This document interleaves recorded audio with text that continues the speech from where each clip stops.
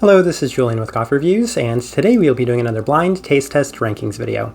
Now, the way that these work, for anybody that has not seen one of our previous blind taste test rankings videos, is we have 5 cups of coffee over here, and we have 5 bags of coffee over here. We're trying to identify which of these cups is which of these bags based off of taste alone, and we're going to be ranking them in order of our least favorite to our most favorite. And there's a theme behind each and every one of these videos, and the theme behind this video is the Battle of the Tomato. So to put that into context, we have 5 washed Kenyans on this table. And for those that are aware, I'm not necessarily the biggest fan of wash processed Kenyans due to their more savory tomato-like aspect.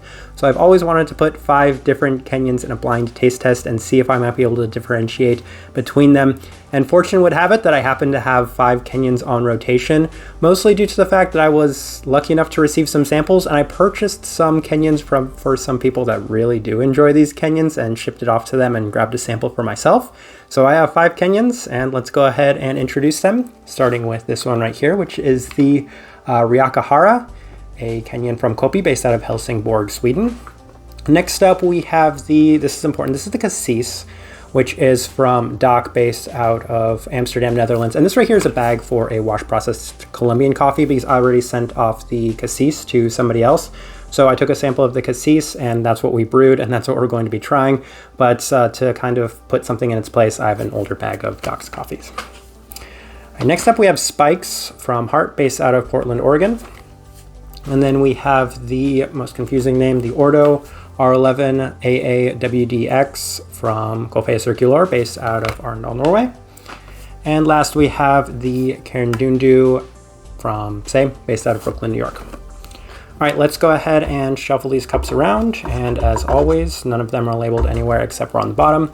We just like to shuffle them around for good measure, as it gives us an opportunity to discuss what we have on our hands here. And what we have on our hands are 5 different wash processed Kenyan coffees. So this should be the most difficult blind taste test to date, as I imagine that I'm probably going to be ranking them for the most savory being last and the cleanest and sweetest being my favorite.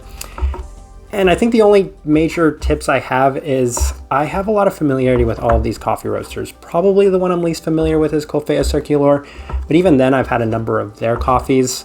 The one I'm most familiar with is either going to be Say or it's going to be Hart, but I've had way more Hart Kenyans over the years than I've had Say Kenyans. So I might have equal familiarity with those 2 coffee roasters, but it's probably Hart's Kenyans I have the most familiarity with. And I've had a number of coffees from the other coffee roasters as well. So that's my best guess on all of these. Let's see how this turns out. Cup number 1.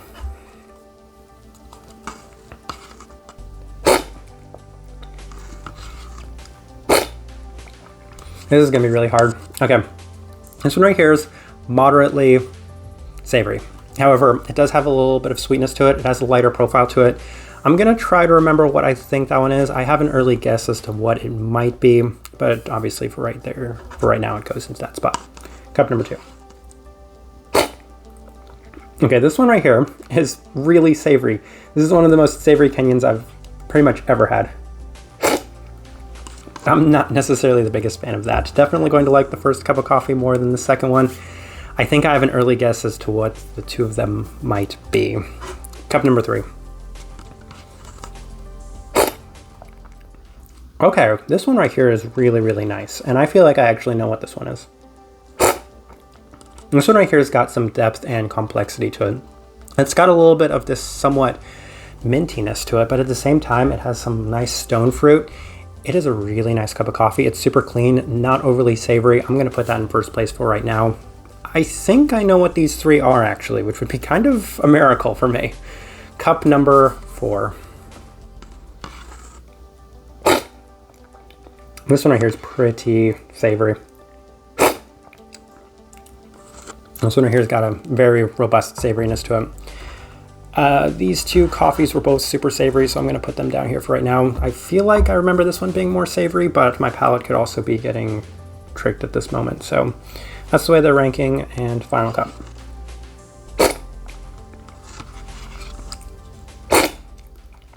This one right here is super, it's a little bit more acidic than I think I was expecting.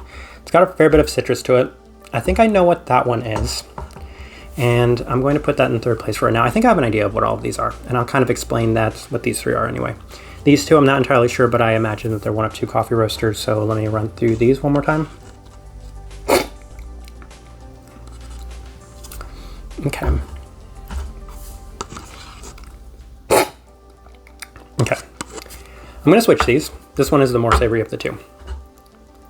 And I am actually really confident in what we have here, so I will run through them. We'll start with my least favorite. I think it's the Dak coffee. That's my least favorite. And this is going to be somewhat cheating with these last two because the Dak coffee had a very savory aroma to it when initially brewing it. So obviously I was the one that brewed these coffees and I was the one that was picking up on the aroma. And this one had the most distinct savory aroma to it. So that's why I think it's a Dak coffee. And this one had a little bit of a darker aroma to it as well. And that's why I think that this one is the Koppi coffee. They're both super savory too. And these ones, while this one wasn't overly savory, but these two had a little bit of savoriness to it. I think this one is the heart coffee.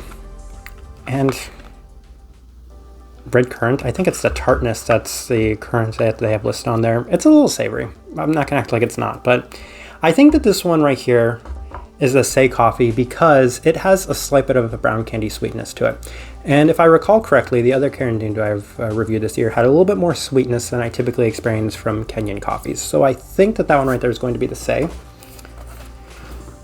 And as a result, I think that the final one is the Coffea Circulor coffee. And I think my main reason for this is because I think that Coffea Circulor might be the coffee roaster that typically I think performs the best amongst the coffee roasters on this table. I'm pretty confident on that. It just has a different, it's just different.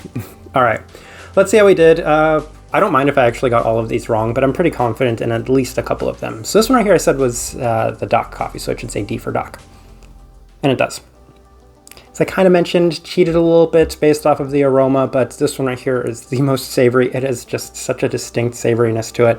I was really confident in that one. All right, here's where things might get a little muddled, but this one right here I said was the Koppi coffee, so it should say K for Koppi, and it does.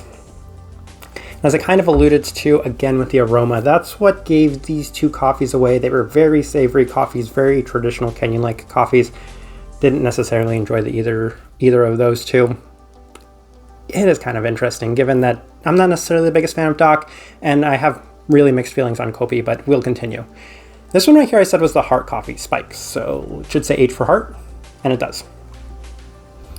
And it has a sort of really strong tartness to it. It actually feels a little bit more acidic than the Say coffee, which is really surprising to me.